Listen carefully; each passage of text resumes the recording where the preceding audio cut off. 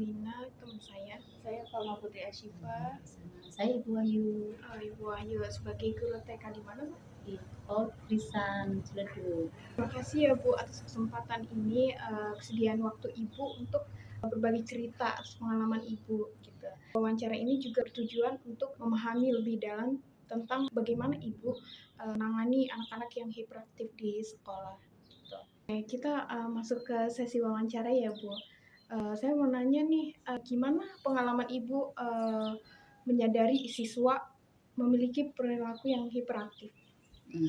Awalnya memang si anak diajak ngobrol, diajaknya dari baru datang dia sudah kemana, apapun dipegang, apapun diambil, apapun dilihat-lihat, apapun sampai ke dia naik-naik ke meja gitu. Jadi awalnya juga kaget sih. Anak ini sebenarnya hiperaktif itu karena mungkin dari gennya juga ada. Jadi itu juga. Terus tapi belum tentu si anak hiperaktif ini anak yang tahu apa-apa. Dia belajarnya sambil gerak. Jadi dia belajarnya sambil gerak, memang untuk penanganannya lebih dikhususkan. Terus menghadap anak yang hiperaktif itu sulit ya Bu. Terus tantangan yang Ibu hadapi saat mengelola anak hiperaktif dalam kelas kayak gimana Bu? Kalau anak itu memang berbeda dari yang lain. Iya. Untuk nanganin mereka memang harus agak lebih sabar. Itu biasanya dari 10 ataupun 15 anak pasti ada 1 ataupun 2 yang begitu, yang hiperaktif.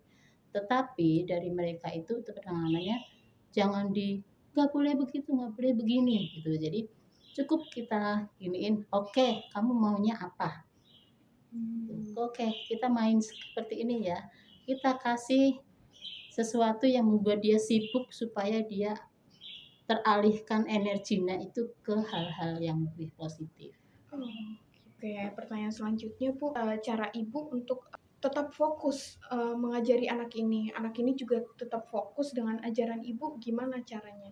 Anak ini perlu dipisahkan dalam artian bukan berarti si anak ini ada apa-apa, tapi dipisahkan dari teman-temannya supaya nggak mengganggu teman yang lain. Jadi kita kasih metode berbeda untuk penanganan ini. Mungkin kita lebih bukan cuma guru satu pengawasnya, jadi ada satu lagi khusus mengawasi ini anak. Mungkin kalau ada 2 kita kasih permainan saja. Permainan dari permainan itu akan menghasilkan sesuatu yang akhirnya bikin ada karya dia gitu. Metode belajarnya nggak disamain ya? Beda. Pasti beda karena dia nggak bisa tenang untuk belajar memperhatikan, dia pasti akan tetap lari-lari mengganggu temennya gitu. Terus Ibu menggunakan pendekatan tertentu nggak buat anak ini, misalnya untuk menyalurkan energi mereka sama kayak yang Ibu bilang tadi. Terus kalau ada apa aja Bu? Pasti ada perbedaan di antara teman-temannya. Mungkin kalau temennya menggambar dengan warna, diam duduk di meja, dia bisa nama warna, dia tunjuk-tunjuk. Tapi kalau yang ini kita kasih seperti papan, seperti dia main papan, jadi dia taruh di itu, dia harus lompat. Misalkan warna kuning di mana, warna merah di mana, dia lompat ke sana kemari, ke sana kemari. Jadi dia akhirnya tahu ini warna apa, ini warna apa, ini binatang apa, ini apa namanya, dia akan tunjuk di situ dengan cara melompat. Terus sejauh ini Bu, peran kerja sama orang tua dalam membantu anak yang hiperaktif ini ada nggak Bu? Orang tua sih cukup menyadari kalau anaknya hiperaktif, jadi orang tuanya itu ikut setidaknya mengawasi di sekolahan, ikut menjaga, karena suatu saat pas giliran mereka keluar untuk bermain, kita butuh orang tua untuk mengawasi anak. Seperti yang Ibu bilang tadi, anak yang hiperaktif ini cenderung mengganggu temannya yang lain, lari ke sana sini gitu. Terus gimana Ibu mengatur waktu agar kebutuhan anak hiperaktif ini nggak mengganggu temannya yang lain? Nah, setelah dia dikasih kesibukan untuk dia lompat bermain ke sana sini, dia otomatis dia kan ingin energinya udah mulai terkuras, udah mulai diam, ya itulah kita kasih, misalkan ada disuruh mainan, entah dia masang Lego, entah dia menata parcel. Jadi Setelah itu pas di waktu dia sibuk dengan itu, saya ke teman-temannya yang lain, mengajarkan teman-temannya yang lain sambil mengawasi.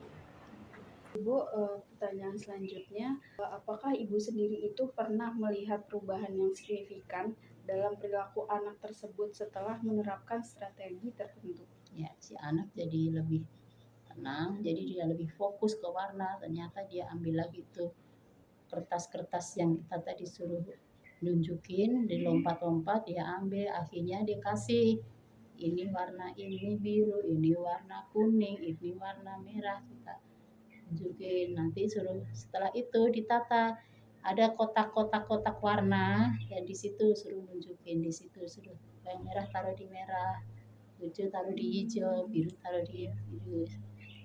Berarti ada perubahan yang Ada signifikan perubahan, ya. dia jadi paham. Dan terus karena dia di saat dia istirahat santai itu, dia Lego bisa berhasil, misalkan dia bisa bikin mobil-mobilan, dia bisa bikin robot, Lebih kreatif lagi. lebih kreatif. Selanjutnya, apakah Ibu melihat perkembangan anak tersebut setelah bergabung dengan kegiatan di sekolah? Sangat mulai ada perkembangan. Karena apa? Terutama kalau bergabung dia di sekolah, dia aktif itu, karena di sekolah pun ada ekskul olahraga, dan dia punya percaya diri yang lebih bagus dari teman-temannya. Justru dia yang sering nunjukin diri, saya bisa bu, saya bisa bu. Jadi dia nggak peduli entah dia menang entah dia kalah, yang penting dia udah berhasil. Oke, selanjutnya apakah ada momen tersendiri yang buat Ibu bangga dengan anak hiperaktif tersebut? Oke. Ada. Jadi dia menolong temannya yang memang anak ini kalau hiperaktif, dia nggak takut untuk naik-naik, manjat-manjat. Dia nggak takut untuk istilahnya kemanapun, entah kotor entah apa, yang penting dia senang dan dia berhasil. Dia menyelamatkan kucing yang digot, dia bisa menolong temannya yang mainannya nyangkut. Itu dia empatinya lumayan bagus.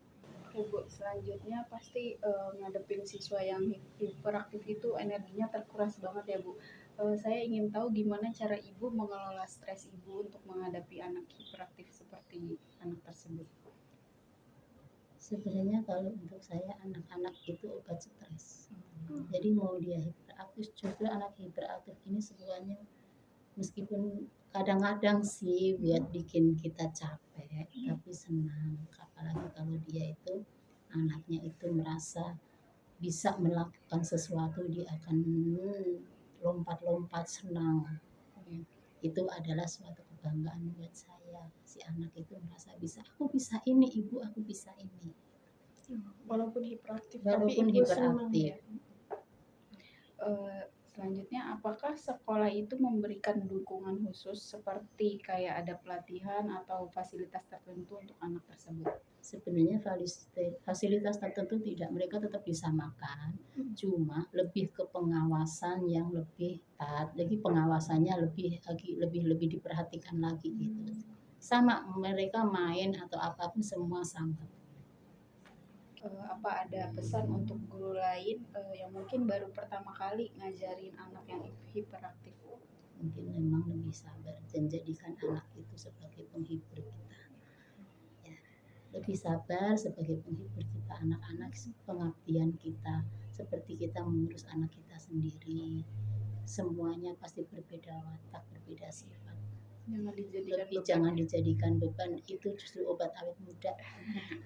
Oke, terima kasih Ibu sudah menjawab pertanyaan kami. Semoga Ibu lancar mengajarnya, bisa lebih sabar lagi, bisa semangat lagi. Minta maaf kalau ada kata-kata yang menyinggung atau tidak berkenan. Terima kasih banyak ya Bu. Terima kasih Bu.